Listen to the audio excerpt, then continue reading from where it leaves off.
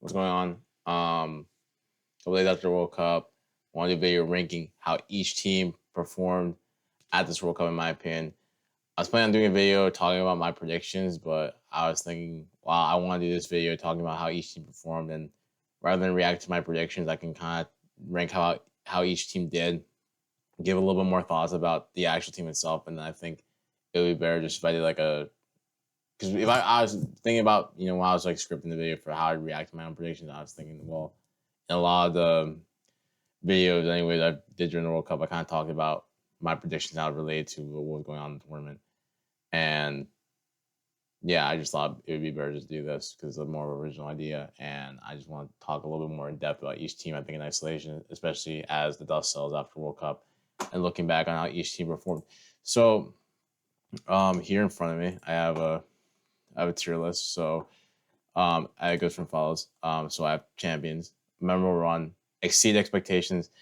This typo here, as expected, underwhelming disappointment, and national disgrace. The teams here, I didn't. Well, I made a tier. I didn't organize the tier list, but I'm assuming these were a FIFA ranking. I think for the sake of the video, it'd be more entertaining to go from back to front. So starting with Haiti and ending with Argentina. All right, starting off with Haiti, first time back in the World Cup, I believe, in over 50 years. Finished fourth in the group in, what was a difficult group with Brazil, Scotland, and Haiti. I'm sorry, Brazil, Scotland, Morocco, and then alongside themselves, Haiti. I'm going to put Haiti in.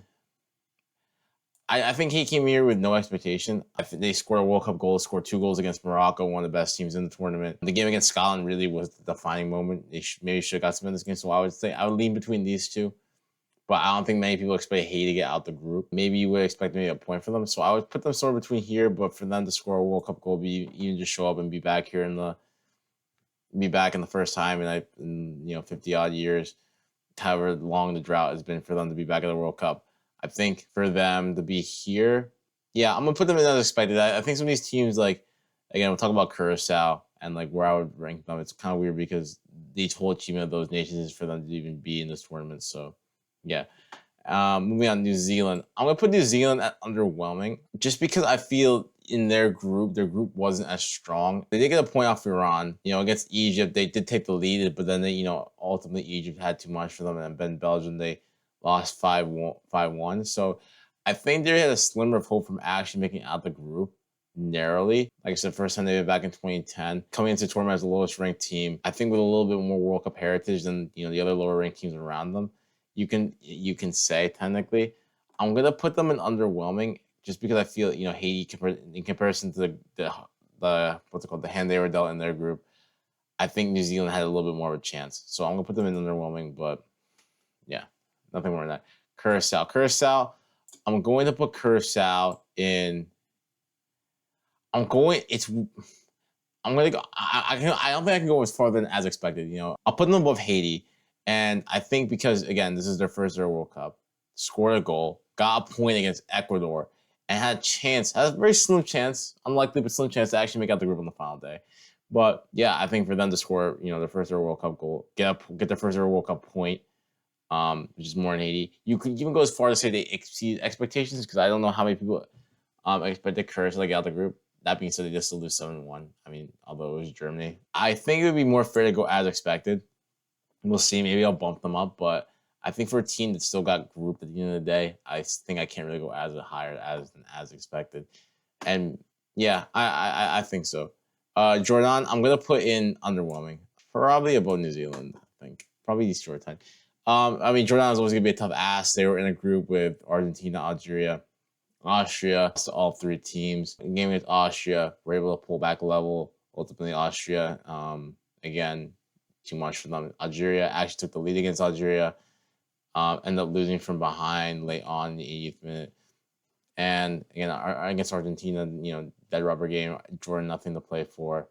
This score, you could say they did score in all three of their games. So for them, I believe this is their World Cup debut as well. They were there, but I don't think people are gonna look back at this tournament and think about Jordan and the likes of maybe like Curacao, for example. Ghana. Ghana. Ghana's a weird one. I mean, I'm gonna go as expected. You can even go as far as say exceed expectations, really, because No, I'm gonna go as expected. They did finish third, end up finishing third place in the group. Got knocked out in the first round. I think this Ghana team I didn't rate them going into this tournament.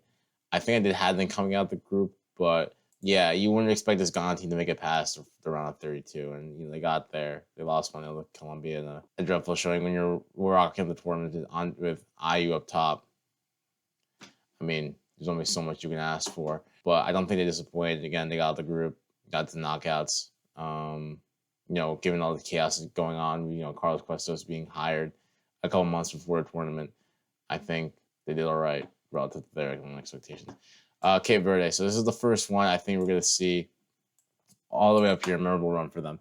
World Cup debuts. Not many people gave them a chance going to this tournament, but look back at my predictions and look where I had Cape Verde. Okay, Vozinha, story of the tournament. Sidney Cabral, goal of the tournament was, definitely one of the goals of the tournament, in my opinion, the goal of the tournament. Vozinha getting crazy amount of followers on Instagram, the darlings of the tournament. Everyone's going to remember 2026 World Cup as a tournament of Cape Verde. That's the underdog team. I think that will stay stuck in people's minds. Very memorable run for them. Again, draw against Spain, draw against Uruguay, even draw against Saudi, even though not getting they actually beat Saudi, and then even, go toe to toe with Argentina for 90 minutes, hold them to a draw, and it took Argentina till extra time to beat Cape Verde. So for them, definitely a run to look back on.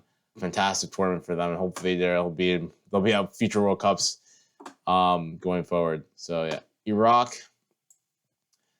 I think I'm going to put them in underwhelming because, again, I think some people would have them in disappointing, but I think of that context, if you would, Iraq would probably dealt the worst hand out of any of the, I guess you could say minnow nations in this World Cup. In terms they're in a group with France, Norway, and Senegal. I don't know what the expectations for Iraq is in that group, because you look at that, you look at how Iraq matched up against all those teams, you don't expect Iraq to get a single point. Yellow score a single goal. Score a goal against Norway. And if you're being totally honest, I know they capitulated in the last game against Senegal, and I think in that game it was a bit of like they had nothing to play for. In the first 2 games, at least against Norway and France, despite the scorelines, I thought Iraq actually did better than what people expect them to do. I thought they actually were decent for different portions of the game, both in the Norway game and the France game. However, both of those teams ultimately had too much quality at the end of the day, which saw Iraq fall to the sword. With Iraq, I think the best I could hope for in this group is to frustrate one of these teams to a draw, but I think it would have been a very tough ask, coming up against you have Mbappe and Haaland, two of the best goal scorers in the tournament, and Senegal, who are one of the best teams in Africa. So I think for them, I will put Senegal on underwhelming. Moving on to Bosnia. Bosnia, I'm going to go with exceed expectations. I mean, I think many people were predicting to get out the group, but it wasn't going to be an easy task for them. It was their first return back to World Cup since 2014, beating Italy. I think getting to knockout stage was the goal for them. I think anything further would have been an achievement. I guess you could say I'm putting them in the same pool as Ghana almost, but I feel like Ghana, they have a lot more World Cup heritage than Bosnia, obviously. So I'm gonna put Bosnia and exceed expectations. Did well, decent group of young players. Maybe they can build upon. So maybe we'll see them in future tournaments. But I think I will put them in exceed expectations for now. Maybe we can drop them down to here. But yeah, I enjoyed Bosnia tournament. Scored some, sort of great goal against Qatar. I think again another one of the goals of the tournament. Ultimately, when they came against the U.S., proved to be too much for them. But yeah, Uzbekistan. I'm gonna put Uzbekistan at disappointing. And in comparison to these teams, why I would ship Uzbekistan into disappointment, because I think for the manner in which they lost their games, I think compared to these other teams, at least I feel as if they were more competitive in their matches. Uzbekistan, game against Colombia, again, tough ass, but I just feel like they had nothing to offer, especially going forward. The goal they scored was off a goalkeeping mistake. Certain moments, like in seeing, that last goal to Colombia in the final minute, goal difference is huge in this tournament. That proved to be costly than losing 5-0 to Portugal. I mean, I'm not expecting Uzbekistan to beat Portugal, but to get beat fat 5-0. And then up against Congo, take the lead, and they end up coming back and winning, I believe, 3-1. With Uzbekistan, this is a team that's been very strong in Asian qualifying. So I think there was a bit of an expectation on them to see what they could perform. Being one of the trailblazing teams from Asia, given their record in qualifying. But I think at this tournament, you would probably expect a little bit more of a fight from them. I think in games, the inexperience showed, the lack of major tournament experience showed from this team, and just the fact they don't have enough big names, and relatively Uzbekistan just lacked the quality. Like I said, given the run in qualifying, I think you would expect a little bit more from this team. Maybe to get at least a point or at least look more competitive in the matches they played. So I'm gonna put them in disappointing. Qatar, I'm gonna put them in disappointing as well. Again with Qatar, this is the first World Cup they actually qualified for, because they hosted the last World Cup, and they get a point off Switzerland is an achievement. However, I think the way they lost the two following games, they got battered 6-0 by Canada, 2 red cards in the game against Bosnia, in the must in a do or die game to be convincingly beat by Bosnia just shows the lack of quality in this team. Sure, they got a point against Switzerland, but I think that was more of Switzerland having an off day rather than Qatar being good, not to discredit Qatar. Like I said, similar to Uzbekistan. Qatar more so. This is a team that's won multiple Asian Cups, one of the trailblazing teams in Asia. And for them to show this tournament and, get battered by a team like Canada, who, with all due respect that Canada are a decent side, but they get battered by 6-0 by maybe the third best team in CONCACAF. I think it's a disappointment when you're getting battered 6-0 and results like that, especially for a team like Qatar with the pedigree it does have in Asia. So Saudi Arabia, same thing. I'm going disappointing. Like I said, I just don't feel like really put up much of a fight. Start off against playing Uruguay. They did relatively well in that game. With still a lot of pressure, took the lead early on against the run of not against the run of play rather. Just took the lead early on, and then from there, the goalkeeper still on his head had a great performance. Ultimately, Uruguay had the breakthrough, and Saudi were able to salvage a point. Spain outclassed. There's nothing wrong with getting battered to Spain. That's always gonna be too fast. But the game against Cape Verde, in a game where they must win, I think you really saw them get outclassed by Cape Verde in that game. Even though they did have their moments, I thought Cape Verde were the much stronger team and had a better chance to win it. With Saudi, just don't have enough quality. Again, another team in Asia that has so much pedigree within the continent itself. Compared to the team from 2022, I definitely think it's an aging squad with less quality. And Al-Dessari is not the player he once was for the national team. So in the end of the day, I'm gonna put them in disappointing. Yeah, I don't think many people also had Saudi out the group. I didn't expect Saudi out the group. So but again, the team with so much pedigree, I would expect them to be slightly more competitive. I could put them in underwhelming. Maybe I should put them in underwhelming. Now I'm thinking about it a little bit more because I think these two teams, I think Saudi were a little bit more competitive. They did get a point against Uruguay, who we'll get into. Losing to Spain, I think is not as bad. They did get a point against Cape Verde too. So you know what? I will put them here. I will knock them up. I will knock them up here, I think. Yeah, that makes more sense. I'm going to put Saudi in underwhelming. Tunisia. First team going in national disgrace. So to lose 5-1, I already talked about Tunisia and my thoughts about Tunisia in terms of, like I said, I got nothing but respect for the country of Tunisia. But we're talking about simply the national team. This team has fluked its way to major tournaments because of easy qualifying. That's my opinion. Against a Sweden team who I don't rate highly. Sure, they had the firepower up top, but they aren't a great team. They get battered 5-1. The sack your manager mid-tournament, and then the next game proceed to lose 4-0 to Japan. Against the Dutch team, sure, they put up a little bit more of a fight, but they kind of showed up to a tournament, and that level of chaos, disorganization, and just poor performance on the pitch, I think I can't put them short of national disgrace. Definitely one of the worst teams to show up at this tournament. Again, does that mean I don't never want to see Tunisia play the World Cup again? No, but definitely not. Definitely one of the worst teams in this tournament. 5-1, 4-0, losing. What was it against the Dutch? I think it was 4-2, 3-2, something 3-1, something like that. I forget the scoreline, but yeah, it's just not a great display. And again, sacking your manager mid-tournament. South Africa. I'm going to put South Africa to exceed expectations. Another team, again, we'll get into my prediction, that not a lot of people had high hopes for, had them finishing bottom of the group. I told you, watch out for South Africa. They're a decent side. And, especially after the opening game where they got blitzed by Mexico, got 2 guys sent off, and people looked at South Africa and they're like, oh, what are these guys doing here? These guys are not ready for the World Cup. But with South Africa, you have to understand, the first game, you got to think about all the group stage games, that's probably the most watched game in the group stage. And with the world's eyes on you, the Azteca, like the atmosphere and energy of the Mexican national team, the arena, the hostile environment, being back in the World Cup for the first time in 16 years, I think the players felt the pressure of that. So I think that performance of South Africa wasn't a real representation of this team. And they showed resilience, did well to fight back for a point against Czechia. Hard fought win against South Korea to get a point to secure them into the knockout stage. Where I think that would have been the goal for them. And it only was a last-minute winner from Canada to send them out of the knockout round. Again, Canada, host nation here, for them getting to the stage, getting to the knockout stage for the first time in their history is a massive achievement. So for South Africa, I'm going to put them to exceed expectations. Czechia, I think somewhere on the verge of these two. I'm going to put them here. I think they're on the verge of here.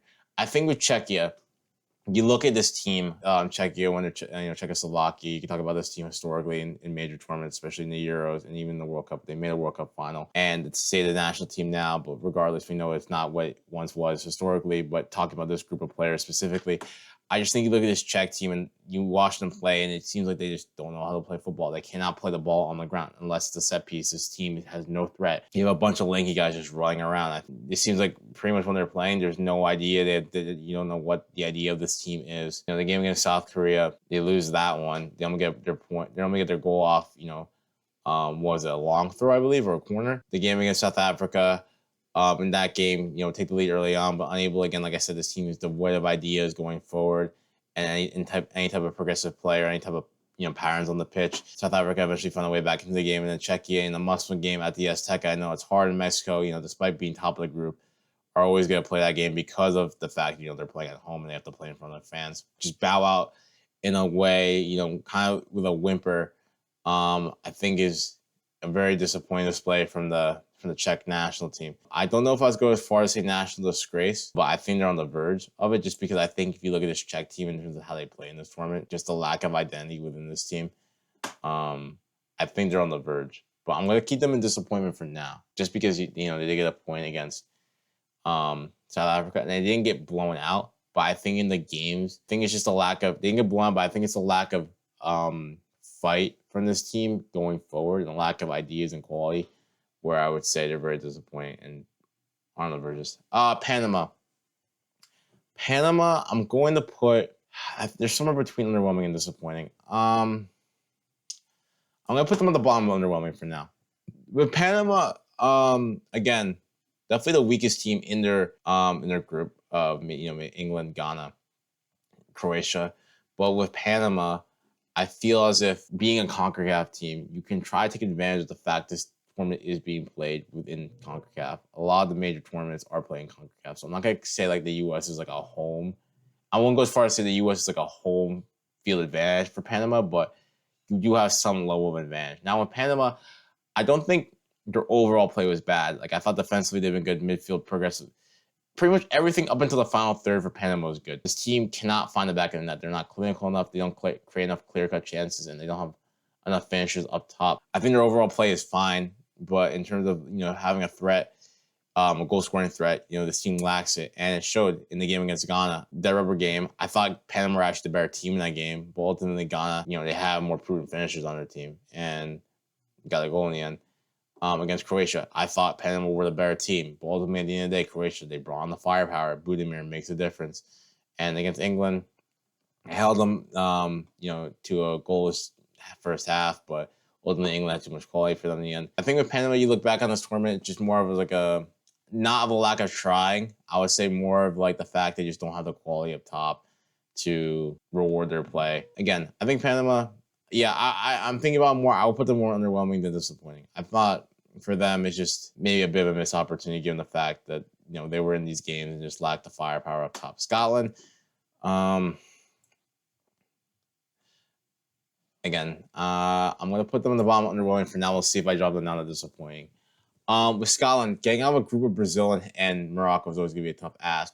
But the reason with Scotland, I think, where I would consider putting them here is, look, the game against Haiti was always going to be the game where Scotland needed to get something out. And they beat, and they did get the win, but scoring one goal and that being the only goal of the tournament for Scotland, who've been waiting a long time to come back in the World Cup, I think over 30 years, I think is a bit of a bit disappointing for them. The game against Morocco, again, Morocco taking an early lead. They only win 1-0, but like I said with Scotland, I think almost a similar vein to Czechia in terms of their ideas going forward. I don't. Yeah, Scotland I think are a lot better in terms of playing the ball on the ground than Czechia, but you still kind of lack an identity in terms of like creating clear cut chances and where the spark is going to come from. Disappointing tournament for Scott McTominay, who's been a huge player for them, especially throughout qualifying. And the game against Brazil, just the way we'll get on to Brazil, but the way they kind of just gave Brazil their goals and they kind of laid down like just individual mistakes, cracking under the pressure. And look, we know how the third place table unfolded. Ended up being like you really need 4 points to go through. But for Scotland, the whole noise was like, oh, what are the permutations for Scotland need to go through X, Y, and Z? And you know what? I'm gonna drop Scotland down here. I'm thinking more about how the group actually unfolded and now the narrative around Scotland. Yeah, I think they only scored one goal. The game against Brazil, even the game against Morocco, with that being a 1 goal game, and their inability to really put pressure on Morocco in that game. Yeah, I think you had to put disappointing for. I think you had to put disappointing for Scotland. And Scotland are, actually, yeah, on paper in terms of player wise, probably are better than most of these teams here. But yeah, disappointing. Congo, I'm going to go with as exceeded expectations. Again, this is another team not many people, I guess, really knew about going to this tournament. I knew a lot about Congo given the fact they knocked Nigeria out of qualifying. Like I said, with Congo, is a very defensive, resilient team. In the first game against Portugal, got the point.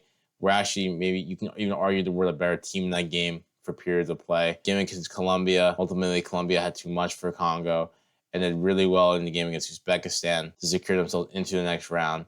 Or ultimately against England, they gave England a real run for their money. So to push England that far, and we'll get into how other African teams got knocked out of this tournament, did really well for themselves, really prided themselves. I'm going to put them in exceed expectations. Would be more than happy to see Congo back at the World Cup again. Again, a massive way from another 50-year return for them into the World Cup, back to the World Cup. So yeah, Paraguay, another one either between memorable one or exceed expectations. I'm going to give them up to memorable run. I think you look at Paraguay. This is a team that's been absent from the World Cup for I don't know how long. Maybe were they there in 2014? I'm not sure if they were there in 2014. 2010, I believe they were there. But they've been notably absent from the last previous edition of the World Cup. Getting back to the World Cup and put in a group with with the U.S., Turkey, and Australia. It wasn't clear cut for them whether or not they were going to make it out of the group or not. But they a very good job finishing.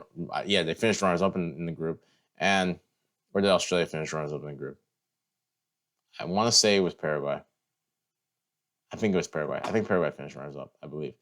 Correct me if I'm wrong. But regardless, got out of the group up against a German team. Germany is a team that's won the World Cup four times in their history, has players playing in top leagues or top clubs, and to take them all the way to penalties, score against them rather, and beat them, knock them out the tournament. Massive story. And France, we talk about the France game in terms of how they played. Disgraced themselves a bit, but even then, like with Paraguay, like to make it that far up against Germany, France is always gonna be a tough ass. To frustrate France for as long as they did, to only lose 1-0. I would put them in memorable run because given the fact that I think for Paraguay, the goal would have been to make the knockout round and then proceed to beat Germany and hold France to a 1-0 win at the worst.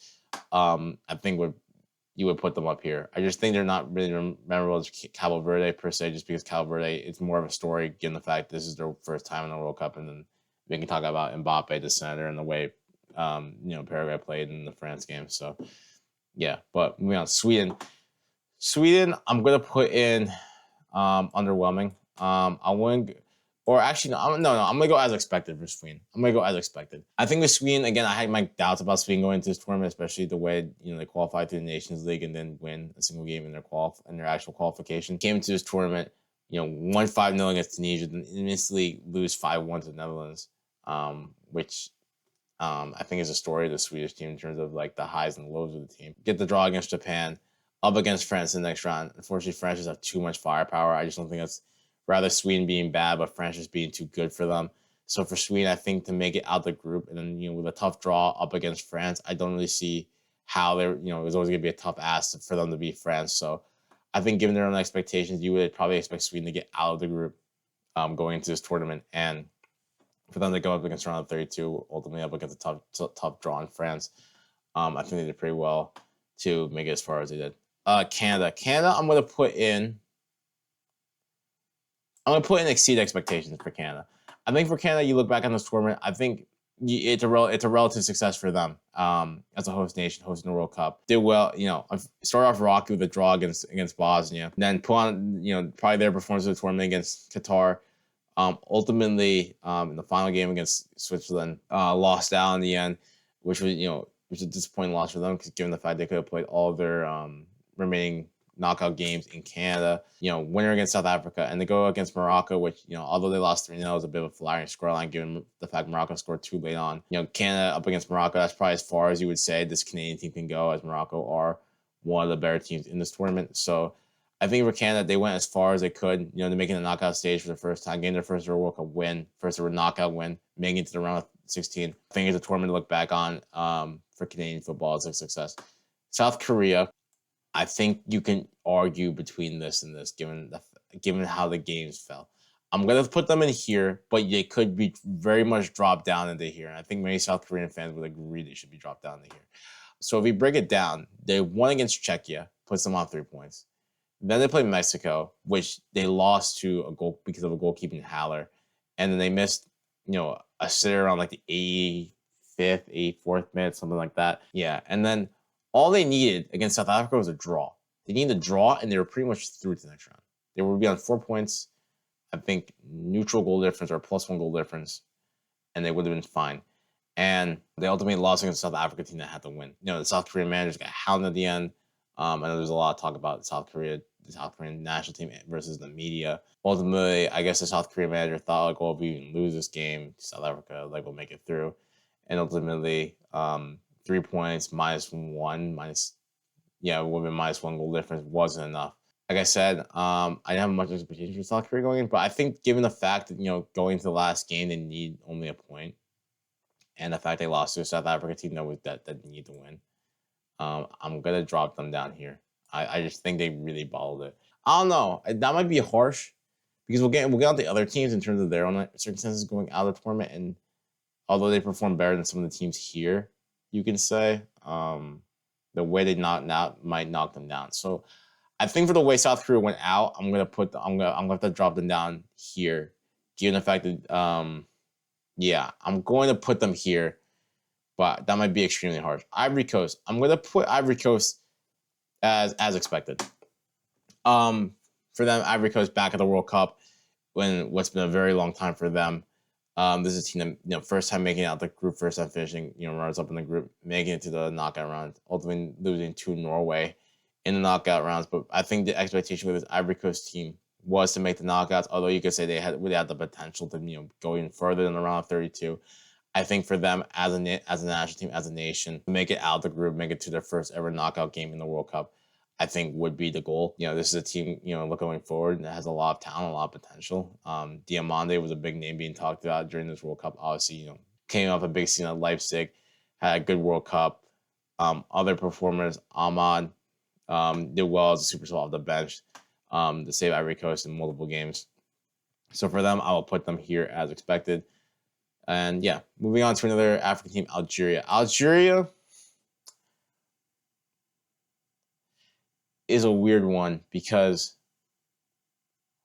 I'm going to put Algeria as underwhelming, and I think it would be as expected if they didn't go out to Switzerland in the manner they did. I think with Algeria, first game against Argentina, okay, you lose to Messi, Patrick. I mean, what more can you ask for? Game up against Jordan is not easy, but they get the job done.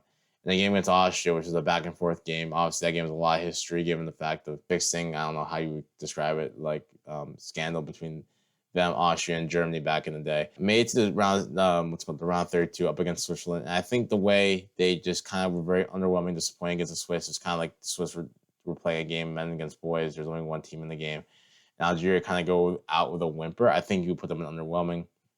Again, for them, first time back in the World Cup in a long time, making it back to their knockout stage. I think for the expectation for this Algerian team were to, make the round 32, round 16. I don't know if Algeria have a knockout World Cup knockout win in their history, but if they don't, they're searching for their first one in this tournament. And I think that would have been the expectate or the goal at least. And they come short and especially bow out in the way they did, I think would be considered a disappointment. Australia, I'm gonna put in as expected. This is a team that's for the last couple World Cups has been consistent enough to make the knockout stage. Is for Australia, can they get their first ever knockout win? Up against Egypt, did well to get back into the game after being stung by an early on goal. The penalties, Harry Sears skies over the bar, a memory that not many Australians want to think about. And as well as the young center back, 18-year-old center back, right, taking a penalty, skies it as well. Why is he taking a penalty? And for Australia, I'm gonna put them as expected because this is where when you think about the World Cups and where they typically finish, I think a lot of people underrate them going into the tournaments, but they end up finishing in the knockout stage and then unable to get past that hurdle. So I won't go so far as to say underwhelming because penalties are a lottery, and who knows if they won that penalty shootout, I'd probably put them up here, but. Yeah, I'll put them here. I guess if we're ranking these teams, in order, which I haven't really been doing, I'll put Australia maybe like here. I think I'll put Australia here. Algeria, I'm gonna knock down to they didn't make the knockout stage compared to these teams, so I would put them here.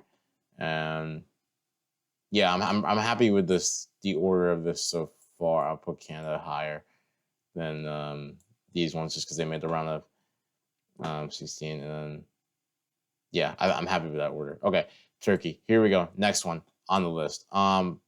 Towards the bottom, probably here. Long time since we've seen Turkey back in the World Cup. This is a team that's been hailed as dark horses in multiple tournaments, rightfully so or wrongfully so. Team, with players, Yildiz playing for Juventus, Hakan Çalhanoğlu playing for Inter Milan, Arda Güler playing for Real Madrid. This is a team on paper with the quality that should be able to get out of this group. They were the group with the U.S.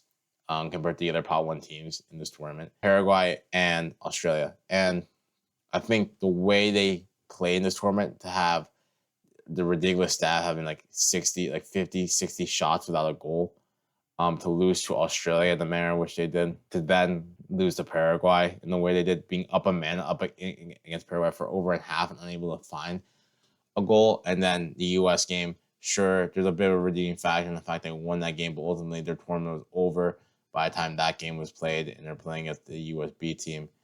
But for them, I think the way Turkey played in this game, with many people even as going as far as say Turkey should top this group comfortably, I think this is a huge disappointment for them and their expectations going into this tournament. Egypt, I'm going to put Egypt in.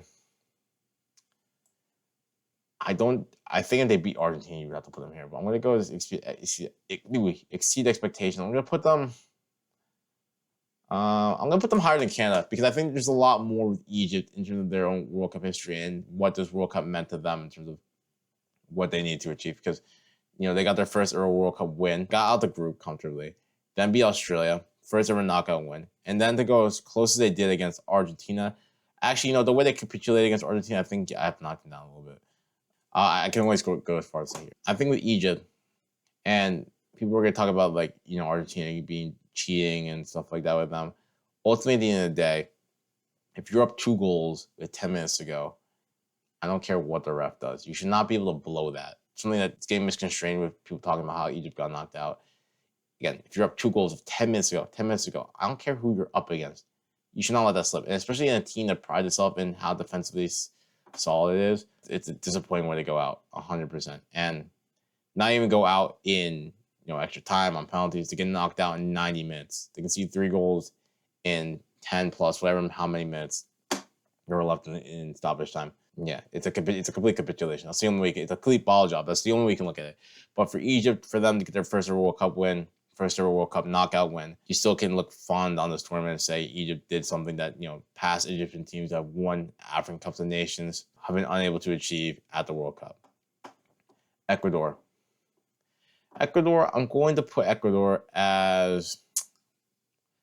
I want to go as far as say underwhelming. I mean, maybe underwhelming given the fact that they could have went on a serious run in this tournament, but I'm going to put them on the bottom as expected because with Ecuador, a long time. I mean, we saw them at the last World Cup, unable to get out of the group. They got out of the group this way in a very dramatic fashion, being Germany. That holds some weight. Drew the Curacao, lost to Ivory Coast. Mexico at the Azteca. I don't know because for me it's hard to rank Ecuador. In the sense, if there's a team that you would say has a chance to beat Mexico at the Azteca, I would, in my mind, I would think it would be Ecuador, given the fact they've been to hostile environments in comfortable qualifying. It's the team that the elevation shouldn't affect them, given the fact they play their home games at a stadium that's also known for its elevation.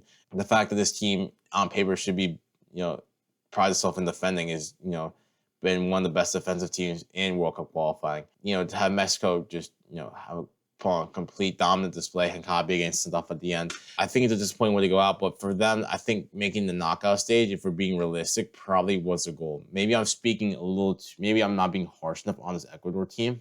And ultimately, I give a lot of credit for Mexico being good rather than Ecuador being bad. I think some of the players really felt the occasion in that game. Ultimately, it hurt them in the end, and it threw Ecuador off their game. But yeah, compared to the other teams, like I said, I have Algeria here. I'm gonna put them at the bottom of as expected, just because, like I said, if there was a team I think had the potential to beat Mexico, then it would be Ecuador. Norway, number one. This Norway team again, were again another darling of the tournament. Erling Haaland became a superstar here in America, which as a City fan, finally is glad this guy's getting getting worldwide recognition for how good he is as a player. For what he did with this Norway team in general, to being back in the world stage for the first time in over 30 years, to make a run all the way to the quarterfinals, knock out Brazil, stuck in a group with France and Senegal. Haaland finishing on 7 goals in his first Euro World Cup. The row, which captured everyone. You just see the row all over social media, all over the stadiums. I think a lot of people look back on this tournament and think about Norway and how they made it to the quarterfinals. The only thing I think of Norway, and I'm slightly disappointed them about, was the game against England. I know we could talk about Sorloth and Chip as the Haaland, sure, but I think from what I'm gauging from the Norway camp, especially listening to Haaland in interviews and all this type of stuff, I feel like I'm not trying to discredit Norway and their performance in the World Cup, but I feel like they're too satisfied with finishing in the quarterfinals. And I think if they had a little bit more belief, not to say that they didn't, but I really think if they really had more hunger, I think they could beat England, if that makes sense. I just think the way they talked about their achievement and they talked about their tournament, I think it seemed like they're really satisfied with how they finished, and they should be. They should be extremely proud. I really wish they had that little bit more hunger to actually go as far as they can, and maybe have that slight delusion that they can actually win the World Cup. So, yeah. Austria, I'm gonna put in underwhelming. I'm gonna put them somewhere, probably right here, I think. Australia, Austria, they got out of the group, very dramatic fashion, the last minute header against Algeria to guarantee them into the next round, rather. And then came up against Spain, who ultimately won the World Cup, got battered 3-0. I think with Austria, I think with them, you probably look for a little bit more competitiveness against the game in Spain. That's what I'll say for the least. Ralf Rangnick, you think about what he's done with this Austria team in terms of how organized and the high pressing, in terms of how every player is in line with the system, and how much you can think about Austria almost as a club side, like our essential rebel team almost, with Ralf Rangnick. And I think in this tournament they were just underwhelming, especially in attack. Like I said, ultimately just lacked the quality up top to in decisive moments, and it showed against Spain. Yeah, I don't think they disgraced themselves in this tournament, but I think with Austria, I will put them as underwhelming. Maybe you could say the expectation was the finish in the knockout stage, but I think with this team, given how close given what Ralf Rangnick has done with this group of players over the last couple of years, I think I would expect them to do a little bit more and look a little bit more competitive against Spain. I could put them here. I think they're on the verge between here and here. I guess the question you would ask is, I put Sweden here. They lost 3-0 to France. Should Austria, because if by that logic, an Austria and Sweden should be in the same boat. Yeah, by that logic, an Austria and Sweden should. Okay, so maybe I'll move Austria as expected, but or either both these teams get dropped down to here, or maybe drop down both teams to here. It's underwhelming. But I wouldn't go. What I call Sweden? No, I wouldn't call Sweden underwhelming in this tournament. Austria, I don't. No, maybe Austria goes up here. Maybe I'm being too harsh for Austria. Yeah, I think I'm being too harsh for Austria. I'm gonna put Austria as expected. Yeah, I think so. Iran. With Iran, I'm gonna put them in. Underwhelming. And look, I understand they had to deal with a lot of circumstances this tournament. I'm not trying to, and that definitely impacted their performance. So I'm not going to hold that against them. However, with Iran, what I will say is this: I think the game against New Zealand, I I think they really should have more to pull away from New Zealand. Again, like I said, New Zealand is the weakest team in the group. For any chance, not for a chance to get out of the group, they have to get 3 points out of that game, and ultimately, I think it killed them in the end. They're well in the game against Belgium. I will give them a lot of credit for that, but Belgium had their own issues. And then against Egypt, we're the better team. Turangi missed a penalty, and he thought they win at the end, but ultimately didn't have enough to get over the line against Egypt. They were playing under pressure, and I give them a lot of credit for that. And I think in any other circumstances, 3 points neutral goal difference should get you through to the next round, but very unlucky. And with Iran, this is a team that's been at the World Cup for the last couple iterations now. This is a team with a lot of quality. One of the better teams in Asia. This is a team you would expect to go and knock around. But ultimately, I'd say the game against New Zealand killed them. And I know they're dealing a lot given the external circumstances of this tournament. But I'm going to put them here. I think it's a team that would have tried to make the knockout stage. But I'm going to put them on the top of underwhelming, just given the fact that, everything going on with them. Uruguay. Ultimately, you could put them at the bottom over Turkey. You probably should, given the fact that the pedigree of this team. Now, this is the team that's very far from the teams that won the World Cup in the past. There's no doubt, and I had my doubts about Uruguay going into this tournament, and they were realized.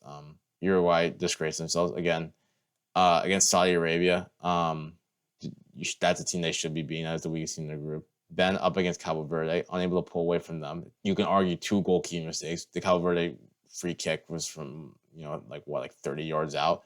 I don't know, goes straight through the wall. Keeper gets beaten, and Muslera makes an absolute mess of it. And then the last game up against Spain, it's literally decided by 1 goal based on a goalkeeper error. Muslera gets stuff at headtime. Fede Valverde subbed off. He's having an issue with Bielsa. The locker room's in chaos.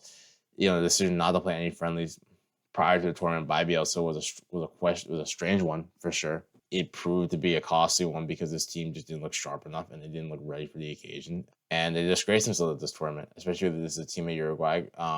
After the last World Cup getting grouped, and they're grouped yet again, especially in a World Cup where 3 teams can go through in a group. So extremely disappointing tournament from them. The reputation of Uruguay, I would have to put them on the bottom of this list. I think for me, these 3 are at the bottom. South Korea, like I said, I could put them up here, but I had them here just for the way they went out. Similar to the teams that went out, probably out of all the teams, the team that capitulated the most or choked the most, you can argue Egypt, but another African team, of course. Senegal, I'm going to put in disappointing just because of the way they went out. If they just lost to Belgium, let's just say they just lost normally, I will put them underwhelming. But I think the way they lost, for me, drops them in disappointing. They were in a tough group with Norway and France, and did really well to beat Iraq on the final day, especially by the scoreline they did, because it proved to be very much needed given how much goal difference ended up mattering in the tournament. And came against Belgium, were convincingly better for, let's say, 60, 70 minutes of the match. We're up 2-0. And all of a sudden, Lukaku scores, and the goalkeeper has a howler, and all of a sudden it's 2-2. And in my opinion, I don't think the Belgian penalty at the end of the game was a penalty. However, it's still given. And even in that game when the penalty, I still would probably expect the Belgium to win. Belgium looked like the team more likely to win it after they drew level. And for a team that is deemed, whether rightfully or wrongly, AFCON champions or worthy AFCON champions, regardless, one of the strongest teams in Africa, to go out the way they did, to capitulate like that, especially against a Belgian team who I didn't rate that highly throughout the tournament, I think it's extremely disappointing for a team of this pedigree in Africa, and a team that is striving to make a similar run like Morocco did in the last World Cup. Japan, I'm going to put them in underwhelming. Japan, for me, have been by far and away the strongest team in Asia. And this has been a team that's had a lot of heartbreak in World Cups, and they experienced yet again more heartbreak in this tournament. Now, they did well to get out this group, drew to Netherlands, good result, convincingly beat Tunisia, and then drew to Sweden, up against Brazil, not the best Brazilian team, took the lead. And I think in that game with Japan, this is a team that I think didn't realize that they were actually on the same, like Brazil or Brazil, but ultimately, like given where these 2 national teams are at, Japan aren't that far off Brazil. They're a very good team, and Brazil are on the decline. And I think Japan, they set off too much. I think they felt the occasion a little too much. They felt the fact they were playing Brazil. I think they felt the name of Brazil rather than the actual Brazilian team. They dropped off too much. Brazil eventually get the equalizer, and then at the end, 90 plus 5, Martinelli breaks Japanese hearts, and yet again, Japan unable to get their first ever knockout win in a World Cup. And given how, like I said, I think this Japanese team has been by far and away the best team in Asia. They were great in qualifying, have done well in friendlies leading up to the tournament. To lose the way they did, I think it's just, it's underwhelming and it's it's a disappointment for them. Yeah, I'm gonna put them here. I'm gonna put Iran slightly higher than them, but I'm gonna put them here. Yeah. Switzerland, I'm gonna put in exceed expectations. This is a team with Switzerland who've been at pretty much every major tournament over the last couple of years. This is a team that you'll say their ceiling, they're capped at around 16. They proved otherwise. Got to round 16, beat Colombia on penalties to secure themselves up against round 16, and took Argentina all the way to extra time. Now, the Embolo red card is obviously going to be burning the memories of Swiss fans as a what if, because Switzerland were in that game. You could argue they were the better team for periods of the game before the red card, and ultimately at the end of the day, Argentina just too much quality. The 10-man proved the man down proved to be detrimental for Switzerland, and they got knocked out. Manzambi was a bright spark for them. Switzerland, I think, missed him a lot, especially in the knockout stage. Because for me, was looking at the Swiss attack team, they have good players, but I think lack of spark, especially in the final third. And Manzambi really brought them something this tournament, and definitely a bright spark going forward for them in future tournaments. If I'm a Swiss fan, I'm excited, looking forward in terms of what he can do, carrying the next generation of Swiss players. And last tournament for most likely Granit Xhaka. Maybe he's got probably the last one. He's got one more Euros in him. So yeah, the U.S. I'm gonna put in underwhelming. Probably I would put them like here. I'll put the U.S. here. So the U.S. obviously, I did. Yeah, I guess this is the video to get in depth about the team. So since 2018, since the U.S. failed to qualify for 2018 Russia and disaster against Trinidad, everything the U.S. Federation has been supposedly building has been up to this moment. There's been periods in that 8-year cycle where we've heard stories about, oh, the U.S. can win the World Cup in 8 years. This is a golden generation of U.S. players. They're playing for all top clubs, spearheaded by Christian Pulisic. Going into this World Cup, as the World Cup further approached, there's more realization like, okay, this team can't win the World Cup, but can they do something, right? Expectations suddenly changed, and maybe still by the general public and still by the media, there was still like a delusional expectation that this team could win the World Cup. But regardless, if you were paying attention to this team and you were objective about this team and the ceiling of this team, rather than being delusional saying this team can win the World Cup and overrating every single player in the team, but expectations for what would be deemed the U.S. success going into this tournament would be objectively quarterfinals, round of 16 with context. Now, the U.S. did fantastic in their first game against Paraguay. The way they played, for me, someone being a bit of a doubter with the U.S. men's national team, I was really moved by the Paraguay game, and I really bought into this team. Same thing with the Australia game, and the Turkey game was a nothing game. Bosnia got over the line, but then the Balogun red card, and I think the whole situation with how it got overturned, and then now, I talk a little bit more about that in depth in my U.S. video, and even the round of 16 reaction video about how that affected the game. But regardless, just talking about the outcome, they get battered 4-1 by Belgium, given the fact that you had this red card suspension being overturned, the expectation of this team, Christian Pulisic, the way he disgraced himself in this tournament with his softness of a player. That's the only way you can describe it.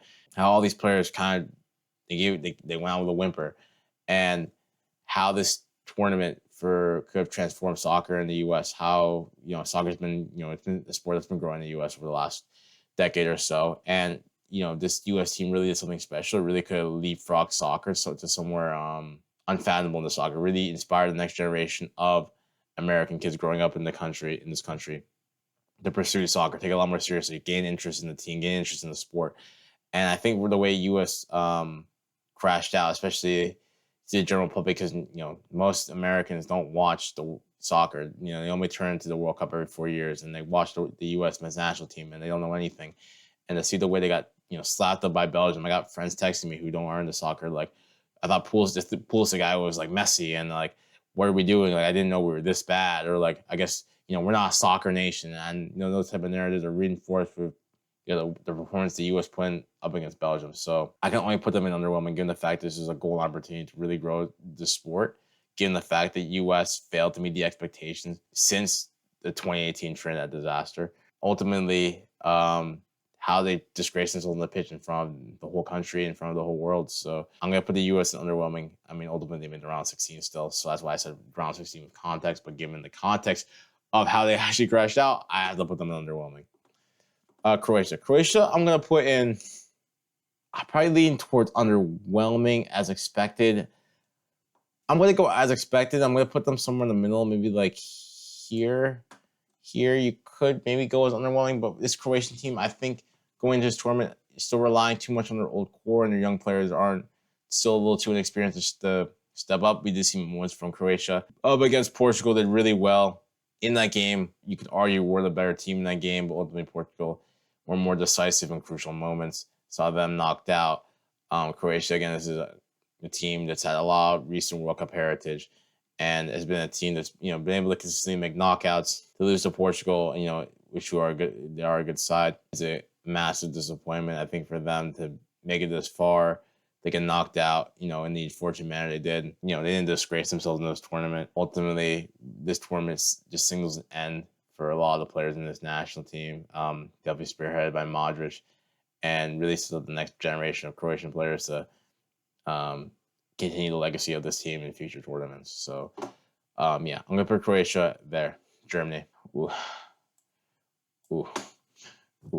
Germany. Okay.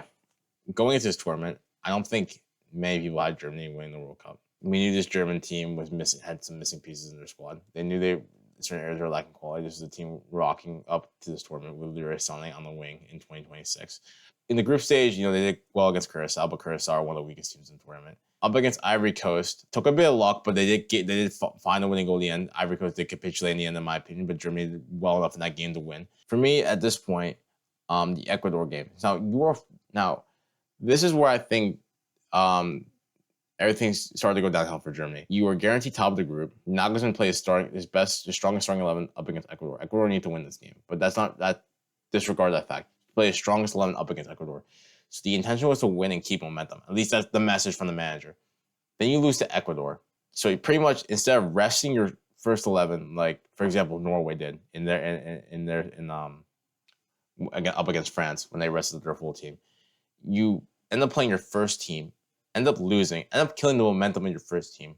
Then you're up against Paraguay. Now, similar to Ecuador, Paraguay and Ecuador are the same team, but they play very similar in the fact they're both South American teams. They're both teams that are both very defensively solid. They're going to make the games physical. It seemed like Germany didn't learn any lessons from that game. Sure, Nagelsmann did start Undav off top, which was a big complaint from German fans. Like I said, with this German team, which is underwhelming, lacked the quality. Florian Wirtz, you can look at his numbers and say he did well, but in my opinion, I don't think he had the best of tournaments. Musiala, same thing. Leroy Sané, I don't know what Nagelsmann sees in this guy still. For me, he's playing in Turkey. If you were playing for the German national team and not in a top 5 league, for me, you shouldn't be considered for the team. So I don't know. You could say, well, maybe Germany lacked that type of player on the wing. In fact, Leroy Sané should not be part of the national team setup in 2026 if he's playing in Turkey. When it came to the penalties, you had Goretzka dodging a penalty. You had Jonathan Tah coming up and skying over the bar. You look at this German national team. Sure, it's one thing about this team not going and winning the World Cup. It's another thing to knock out the Paraguay and lose in the first round. Failed to make the round of 16 in the last 3 World Cups. I mean, you can say, oh, they made progress. They got out the group, but ultimately for international powerhouse or historically international powerhouse in Germany, extremely disappointing this tournament. Colombia, I'm going to go underwhelming for Colombia. You could go as expected given the fact they finished in round 16, but I think given the expectation of this team and how they bowed out this tournament, I think most Colombian fans are going to feel that this team could have done more. I feel like that's a feeling you're left with this Colombian team of a what if. What if this Colombian team really took this tournament by the scruff of the neck and what they could have done? Because they were playing well. I think the issue with Colombia, and it proved against Switzerland, was as good as they were, right? Very strong defensively, good midfield, good creating chances. They just couldn't find the back of the net. Luis Suarez, coming off a fantastic season of Sporting, unable to be a proven goal scorer for them. They tried bringing in Cordoba, got injured, also wasn't really proven to be a consistent goal scorer. And maybe this team was relying too much on an aging James Rodriguez. I know a lot of play goes for Luis Diaz, but as good as Luis Diaz is, maybe too much the attacking expectation was or the attacking burn rather, was put on him. And this team, as good as they are, were unable to find the back end net and be clinical enough. It showed. It took a long time to find a breakthrough against Congo. It took a long time to break the breakthrough against Uzbekistan. Like I said, in the game against Ghana, it's a poor Ghana team that only won 1-0. Switzerland had chances in that game, especially a big one in extra time, but unable to find the back in net, and they went on penalties. So I think the feeling you have with this Colombia team, like what if, like where they could have done more, where they fell out. Now I think making a round of 16 for Colombia, I don't think it's a bad result for them in the World Cup, but I think, like I said, just the feeling that this team had more in them, and this is a team playing in the Copa America final 2 years ago, and they had a crazy unbeaten run. I just feel this was their moment, especially a lot of their players who. Probably a lot of the players that are built up the core of this national team, they're a lot older now, and this team in 4 years' time might not be, or even 2 years' time, might not be as good. I feel like this is a team that really peaked 2 years ago. We're still in their peak, and now I think are firmly on the decline. It's pretty much synonymous as well with James in terms of this is probably his last major tournament with the national team. So yeah, Belgium, my dark horses for the World Cup. You have to put them. You have to put them here. I think you have to put them in exceed expectations. I think you have to be fair. Belgium's just a weird one because I had them as dark horses and they weren't playing well in this tournament. They were not. Their group stage, I didn't think they played well, and they beat New Zealand 5-1. But ultimately, at the end of the day, it's New Zealand. And against Senegal, like we're down 2-0. We're disappointing for, again, like I said, 60, 70 minutes. Senegal ultimately capitulate. Belgium, I'll give them credit for coming back in the game, but just looked like unenergized. They looked kind of like disinterested at times in games. That's how I felt watching Belgium. I have a soft spot for Belgium because I'm a huge Kevin De Bruyne fan, so I want Belgium to do well, and Doku as well for Man City. But with Belgium, I didn't see it, and then obviously, okay, like the game against US, they really turned on and really showed their quality. So I give them a lot of credit for the game against Belgium. For the game against US, and even against Spain, scored the only goal of the tournament up against Spain, held them to a 2-1 result, and made the game very competitive against Spain. You could even set the chance maybe to find another equalizer and take the game to extra time. Maybe they couldn't even go as far to take Spain on penalties. Only it was a Lamin's Haller, which was forced by Courtois injury, that saw Spain grab a late winner against them. So, yeah, I mean, with Belgium, this is the last leg of the golden generation. I think to make the quarterfinals for them is a decent result in the World Cup. I don't know how many people may perceive Belgium going to this one, because I feel like it's always weird. Like, hand on the heart, like I had Belgium getting grouped last tournament. I was not a firm believer. Because like I said, I'm a big KDB fan, so I want Belgium to do well. This tournament, I had them as my dark horses. I don't know how many people had Belgium dark horses this World Cup, but I think for them to make the quarterfinals, I think Belgium, this core of Belgian players, I think the minimum expectation would have been around 16. They made the quarterfinals, lose to the eventual champions, scored the only goal against Belgium, Spain as far as they did, and only get knocked out to an individual mistake by the goalkeeper, I think. They did as well as they could. Mexico, I'm going to put in exceed expectations as well. I'm going to put Mexico towards the bottom, though. For Mexico, host nation, did really well atop the group. 9 points for flawless. Did really well against Ecuador. And now we can talk about the game against England, because that's really the defining moment for them. Now, for Mexico, it's always been the curse of the fifth game. And they broke that duck by getting to the round of 16, winning against Ecuador. But in that fifth game, up against England, again, England are a quality sign. You're at home. You did a second. You're riding this momentum. Let's see how far you can take it. And I think with Mexico in this game, as good as they were, they just lacked the quality. And it'll be disappointing for them to not be able to capitalize upon being a man up against Mexico, a man up against England, playing at home. I think mistakes were made. I think Quinones coming off in that game was a mistake by the manager, because ultimately, at the end of the day, Mexico were just playing in a bunch of dead crosses into the box. They really had no purpose. There's no purpose of crossing. They're just flinging balls into the box, no purpose. For the last 20 minutes, even going up a man up and seeing a penalty immediately after getting Kwanzaa sent off. I think also just the disappointment in this team. And we'll get on to England and their issues, but Mexico are also a team that's like, I don't want to sound disrespectful here, but they have a kind of like a what if culture, like almost like this is a team that also, similar to England, they don't have a culture of winning, and it's almost kind of like they're known for choking, and they're not known for choking, but they have that. There's a team that can bottle. I don't think many Mexican fans. I'm not trying to sound disrespectful at all. I'm just trying to say this is a team that's not like compared to, again, I talk about England, Argentina. I'm kind of leaning into this argument a little bit, but this is a team that's still striving for like I said, they broke their luck at the fifth game. This is a team that's never been here before in the World Cup, like per se, like second knockout round. So yeah, I'm kind of waffling on about Mexico, but I think for them, successful World Cup. I think a lot of people enjoy watching Mexico play this tournament. I especially would enjoy Mexico watching play this tournament. The roar of the Azteca, like that stadium is insane. Like I'd love to go there someday. Yeah, really enjoyed watching this World Cup, and hopefully we'll have a bright future going forward in the World Cup, non-CONCACAF though, because I'm rooting for the US. But yeah, all right, Portugal, underwhelming. Portugal, I'm gonna put Portugal like maybe like here. Maybe no, I'll put Colombia higher. Yeah, put Portugal like here. So with Portugal, right? My issue with them this tournament that I've been hounding about them is the lack of identity and the lack of ideas within this Portuguese team. And it's all because of the manager. Ronaldo, like throughout the tournament, was a scapegoat. He's Ronaldo. He's always going to draw the attention. He's always going to draw the headlines. But I think in this tournament, if you look at Ronaldo individually, he definitely had a better tournament than the last World Cup. He was being scapegoated in some games. Now, the game against Spain, I think, yeah, I think he did hurt Portugal in the end in that game. That, for me, I admit, I think there were physical limitations in that game. I think up against a team like Spain, with as much quality as they possess, I think Ronaldo being a non-factor, as much as a non-factor and hindrance as he is off the ball and even on the ball to a certain extent, really hurt Portugal in that game. But that's not ultimately the reason they lost. Portugal in this game, Roberto Martinez, this tournament, for me, how I feel like he's been utilizing his Portuguese team is just picking a starting 11, and then there's no idea with this team because you don't know whether this idea is playing on a counterattack, whether you're trying to play slow and break down teams, whether they're emphasizing wing play, playing from the middle.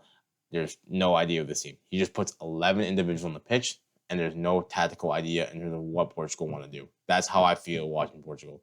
You just have 11 guys on the pitch who it's like their first time ever playing together. You question if they're all Portuguese and they all even speak the same language the way they play. Disappointed this tournament in the likes of Bruno and Vitinha, two players who are coming off fantastic seasons, been hailed as the best in the world in their positions respectively, and ultimately are the two, I would say, in terms of the stars in this tournament, I would say are potentially the two biggest flops in this tournament, given the expectations of both players in this tournament going into this tournament. Like I said, ultimately, I blame the manager for how Portugal got knocked out. Like I said, Portugal drew against Congo, beat Uzbekistan, the weakest team in the group, and then up against Colombia. That game, they really could have got battered 3-0 by Colombia if they were more clinical. And even you can even argue if Davinson Sanchez's goal should have stood in the end, given the fine margins of the VAR call at the end of the game.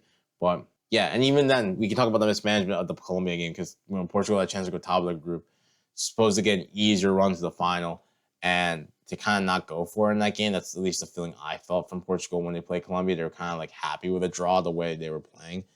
I think is also a mismanagement from the manager, and because ultimately at the end of the day, it's on the manager to motivate his players to win that game and how he sets them up. And I fully blame how Portugal did in this tournament on Roberto Martinez. I think you can, obviously Bruno Fernandes and Vitinha, they should do it. They're really superstar players. They really should be standing up and doing more. Ronaldo, he's 41 years old.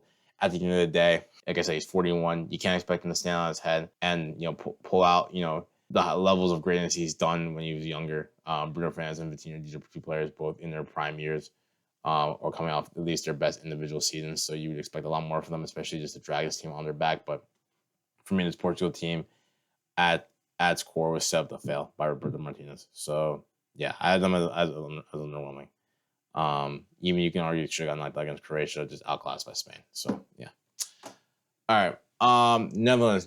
I'm also gonna put in underwhelming. Probably somewhere like here. Yeah, somewhere like here. Netherlands. This is a team that's very used to World Cup heartbreak, unfortunately for them. Up against Morocco, tough draw in the round of 32, given the expectations of both these teams, or the hopes of both these teams going into this World Cup. But I think it's the way you saw Netherlands go out, which would really the way Netherlands went out against Morocco is extremely disappointing. So the team that scored 10 goals in group stage, we're looking fantastic.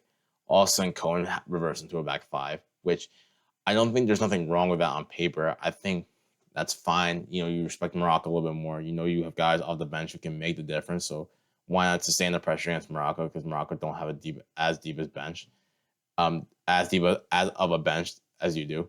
And in that game, Netherlands got peppered. Morocco were the team trying to play football. They're the ones creating the better chances. They were on top, controlling the tempo of the game. And I'll give Coman a tiny bit of credit. Brought Weghorst on, who made the difference. Gakpo scored to put Netherlands up 1-0. And Netherlands were looking to see how this game up until Morocco scored late on equalizer. And then Morocco, again, like I said, keep piling on the pressure in extra time. There's only one team in it.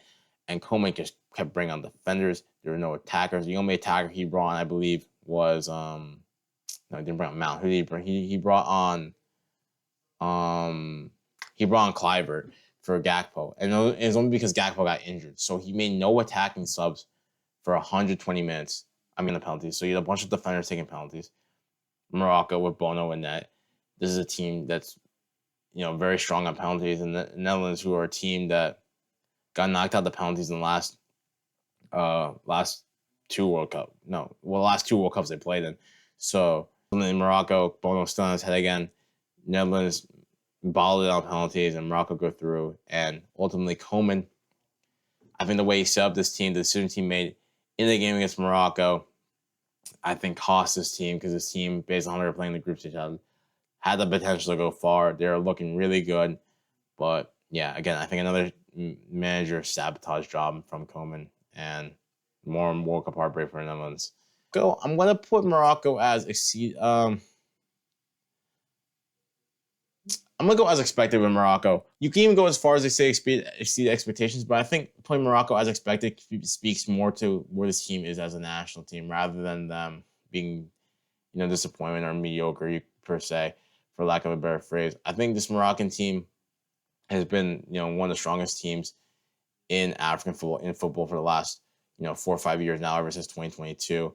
Hand on heart, this is a team that I picked as a dark horse in 2022.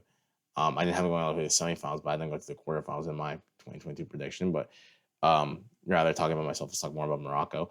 This is a team compared to the team that in 2022 that play a lot more progressive football. Saibari was fantastic for them, created a lot of attacking chances, like good runs of play, good bits of play. Bouhaddi emerged himself as a young star of the tournament. Brahim Diaz did his bit.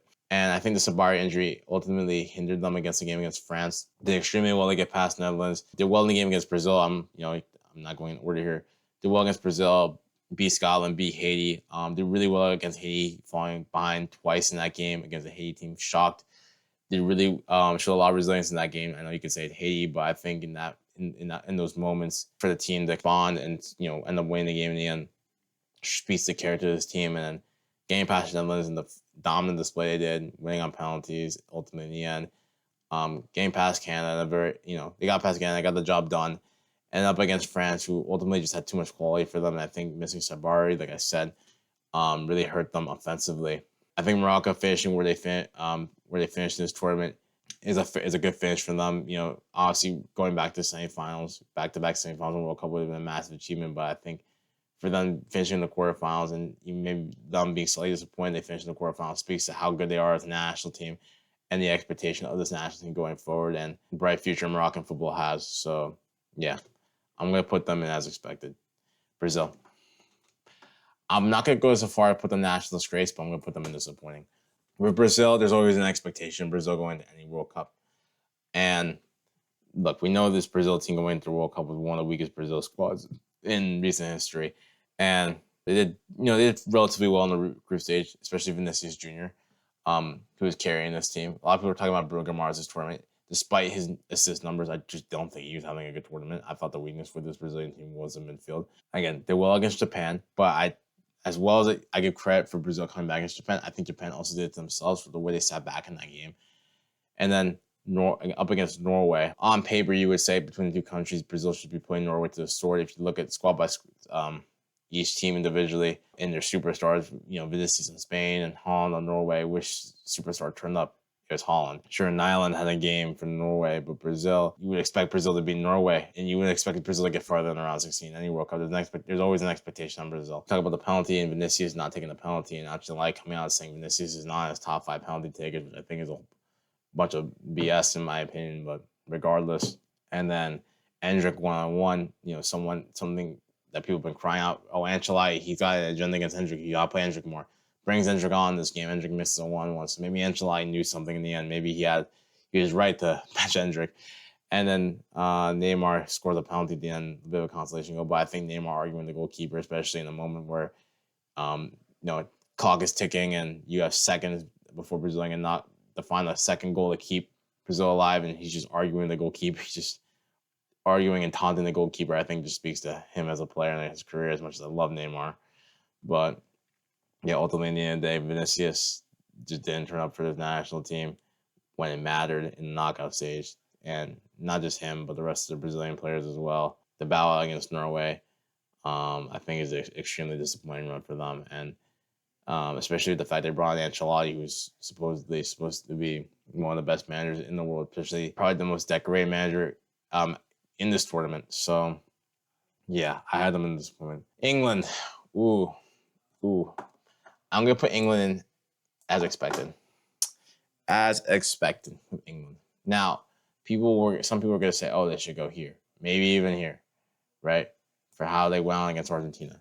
But I'm going to put them as expected because ultimately at the end of the day, they made a semifinal of the World Cup still. You can't scoff at that. Making a World Cup semifinal and even finishing third place, that still is a massive achievement. Actually, I'm going to say massive achievement. Is an achievement for England. Let's phrase it like that. However, with Tuchel, right? The expectation with Tuchel, and why I strongly believe Tuchel should have been fired straight after this tournament, is that he was supposed to elevate this team from where Southgate left it. The biggest difference I can say is where Southgate had this team when he took over and compared to when Tuchel took over. Southgate took over a team, an English team where not many of the English public, not many people were really tuned into England. It was a bit of a mess. There was no really player.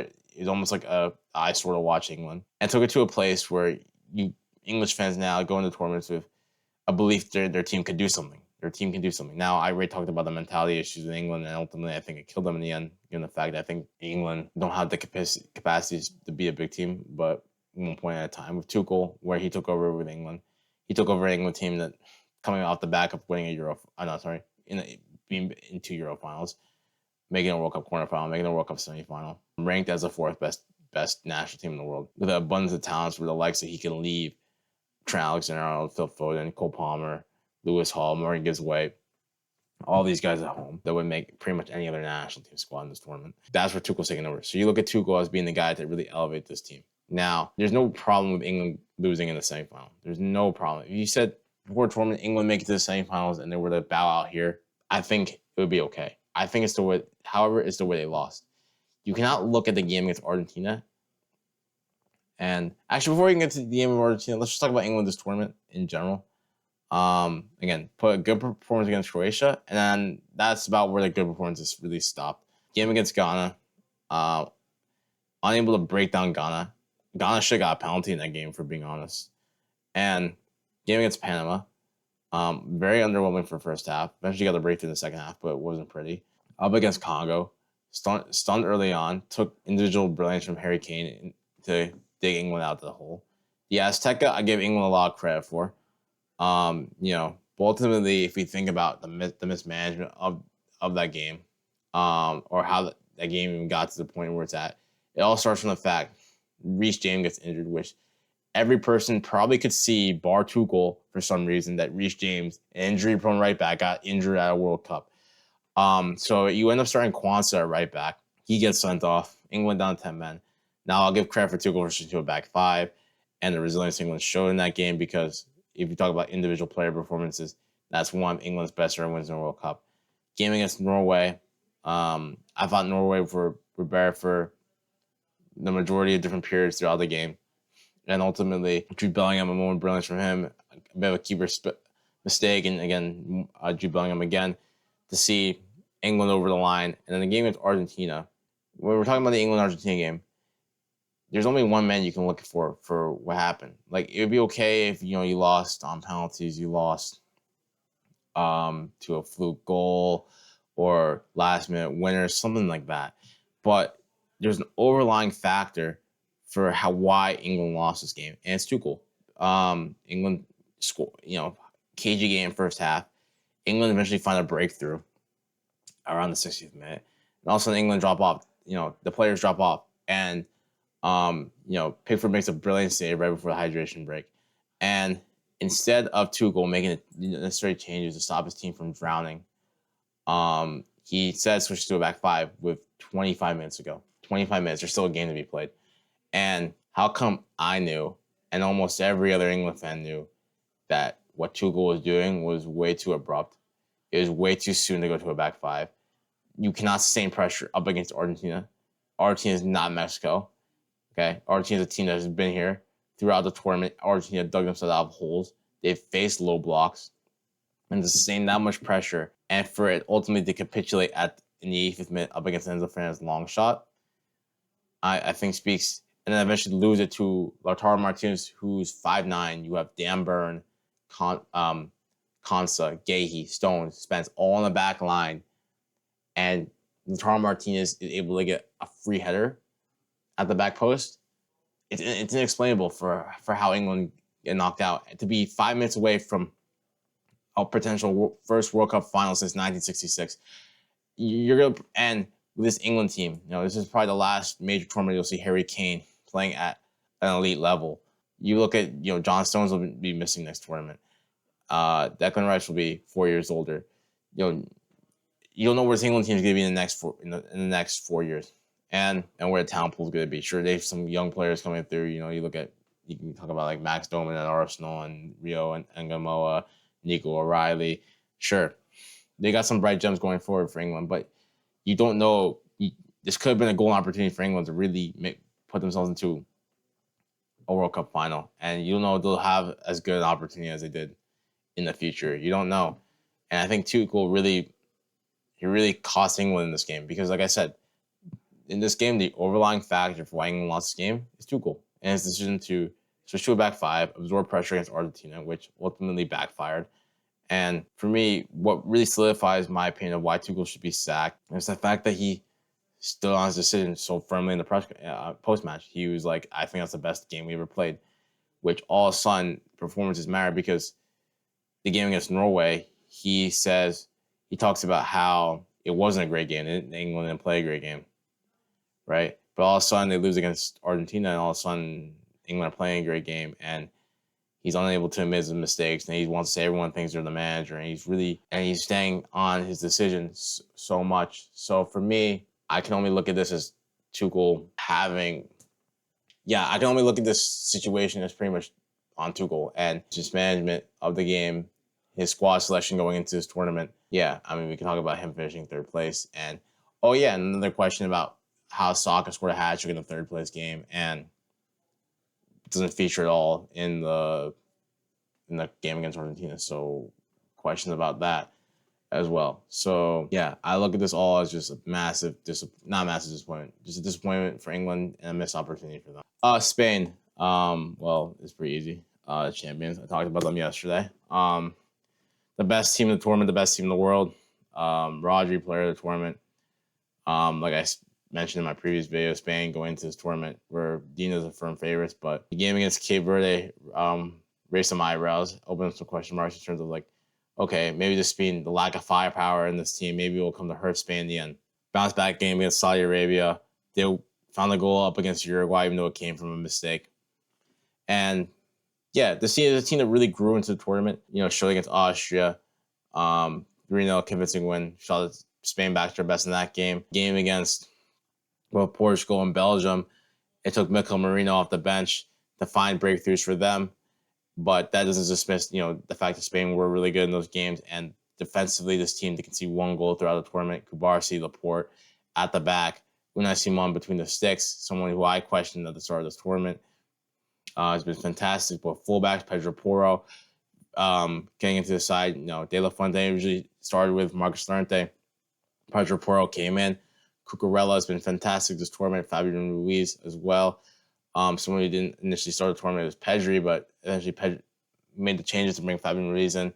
Dani Olmo has had a good tournament. And you got to give a lot of credit to De La Fuente, like I said, for the changes he made in his squad, bringing in Pedro Porro, bringing in Fabian Ruiz, having decisions to bench a player like Pedri, making necessary tactical adjustments, bringing out Mikel Merino at the right time. De La Fuente, this tournament has been instrumental to how Spain win the World Cup. Like I said in the semifinal, in my initial prediction, in a battle between Spain and France, between the Champs and De La Fuente, despite the gaps maybe, and you could say, in attacking quality and squad quality, if you will, I say I trust De La Fuente more and improve because he's been spot on with his tactics, his substitution, the changes he's brought to the team, setting up his team defensively, offensively as well. And when they got to the final, Spain put on a full-on dominant display up against Argentina. Until late Ferran Torres' goal seal them as world champions. And yeah, congratulations to Spain. Rodri played a tournament. It's been fantastic this tournament. Who knows? Maybe Rodri Ballon d'Or. But Spain, you're 2026 World Cup champions. All right, moving on to our last two teams.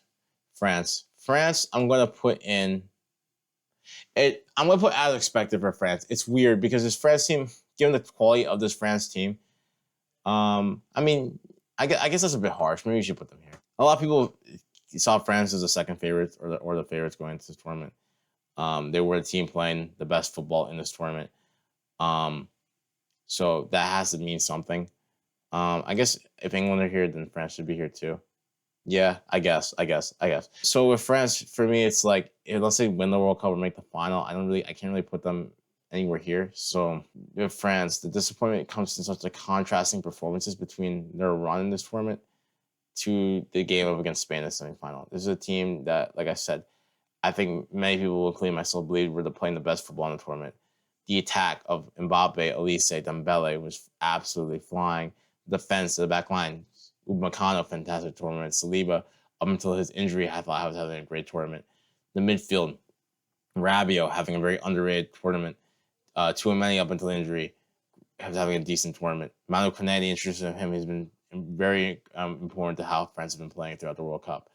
Both fullbacks as well were doing decent for France. You look at this France team and the way they were playing, it just seemed like they were an unstoppable force. You were hearing people saying it could just be potentially the best international team of all time, at least the best attack we've seen at a World Cup.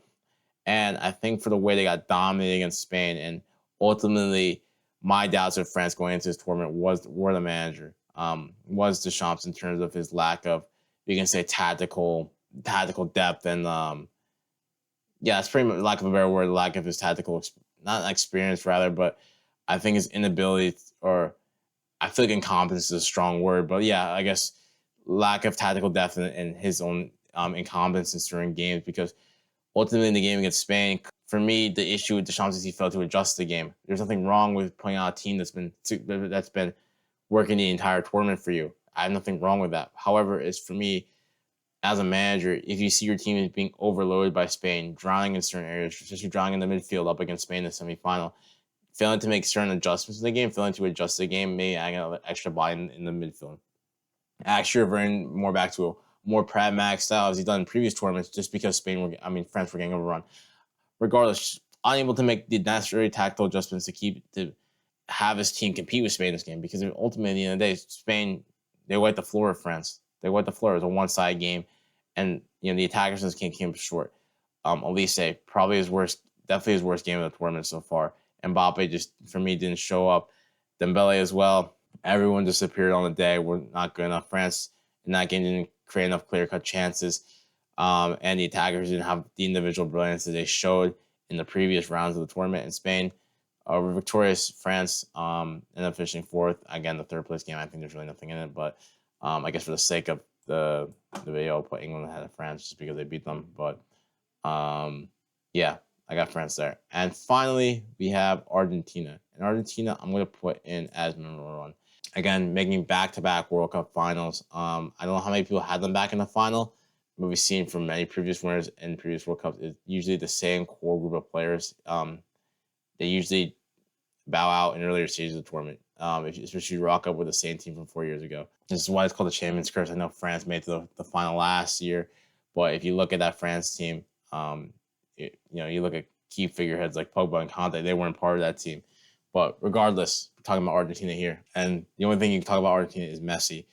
The run we saw from Messi this World Cup, I think, is something that we'll never see again. I think to see a 39-year-old Lionel Messi drag this team to a World Cup final, have 12 goal contributions, have his best, for me, in my opinion, his best individual World Cup campaign at 39 years old, I think is unfathomable. At least in my mind, I didn't really know what the expectation was for Messi going into this tournament. There probably wasn't much of an expectation. The fact that he's pretty much completed football in this tournament for him was more of just a last dance, a final send-off before he goes into the sunset. What we saw from Messi this tournament, the absolute domination from him. I'm not gonna go as far as to say that Argentina teams are scrubs, because I think some people are trying to drive that narrative a little too much, because this is still a team consisting of players who won the World Cup 4 years ago, although they're much older. But what Messi did still to elevate this Argentina team, to get them back into a final, to dig them out of holes, because the amount of time Argentina have been staring at elimination, and it's Messi who stands up again and saves his team at 39 is crazy. And this is why he's the GOAT. And look, we can't talk about Argentina without talking about the narrative about them and referee decisions and stuff like that. For me, I only have the referee decisions, if I'm being perfectly honest, that I disagree with. I think Messi should have been sent off against Algeria. I think that was a red card. And the Egypt game, the goal that I think Egypt's second goal should have stood. I'm not overly against the decision, but I think it should have stood, just because I think they shouldn't have gone that far back for the foul. But regardless of that, Argentina deserved to be even back in this final. Ultimately, in the final, they got dominated by Spain. Look, a lot of people were saying, "Oh, the Argentinian players are thugs, whatever, something like that." Sure, but again, like I said, if you were surprised by that in this game, in the final, then you haven't been paying attention to Argentina. This Argentine team hasn't been playing well. Like I said, they've been dragged out of holes by Lionel Messi, and pretty much Spain countered Argentina, because the problem with the Argentinian team, which I've been saying all tournament, is they're too slow and they lack width. And with Spain able to push the line up and really counter press Argentina to its, they really counter press Argentina to win the ball back. Argentina couldn't retain the ball at all in that final, and for them to suffocate Argentina, dominate them, play them off the pitch, stop them from getting Messi the ball, because Messi didn't see the ball at all pretty much in that final. Franzo Fernandez would be sent off in the final for doing that challenge, in that moment, was a really bonehead decision, and ultimately cost his team, because who knows, if Argentina were able to resist for 30 more minutes and take the penalties, I think there's a very good chance they could have won it, especially with Emi Martinez being the stick and the game he was having. But like I said, with Argentina, all you can think about, and all this tournament will be remembered for, is Lionel Messi, when what he did at 39 years old to carry this team to a World Cup final, 12 goal contributions. In my opinion, probably should have won player of the tournament. And yeah, if this is the last time we see Messi on the international stage, then so be it. But I enjoyed it, and I enjoyed this entire World Cup. This World Cup was fantastic. I don't know where I'd rank this World Cup in terms of all-time World Cups. For me, it's either I don't know, because for me, the two best World Cups I've ever watched is between Qatar and this one, in my opinion. And my first memory of the World Cup was really 2010. I would say the first one I can remember fully throughout was 2014. But at least in my memory, I would say either this one or Qatar are 1 and 2. I don't know where I would put. Maybe I would still hold Qatar a little bit higher, but I don't know. I think this World Cup has been fantastic, and it's been extremely fun. I'm gonna miss it. I'm excited for club football. This long video has been dragging on, so I'm gonna end it here. Probably do a reaction video to my predictions shortly, or if not, I don't know what the next video is gonna be. Yeah. Anyways, yeah, I'll see you next one, I guess. Later.